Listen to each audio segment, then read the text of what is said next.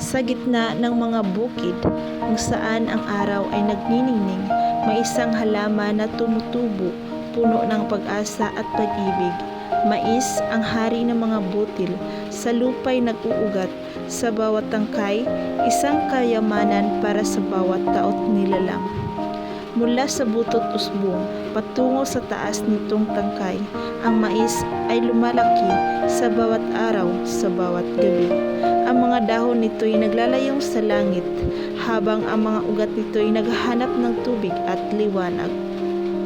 Sa panahon ng tag-init, ang mais ay nagbubunga, mga tainga ng ginto, puno ng mga butil na masasarap. Sa bawat tainga, isang biyaya mula sa Diyos na nagbigay para sa pagkain, para sa kalusugan, para sa bawat taot nilalang. Ang mais ay simbolo ng pag-asa, ng kasaganaan at ng pag-ibig. Sa bawat butil, isang kwento ng pagsisikap at pagtitiyaga. Kaya't ating pahalagahan ang mais, ang biyayang ito ng lupa, at ating ipagdiwa ang kanyang kagandahan sa bawat panahon at sa bawat lugar.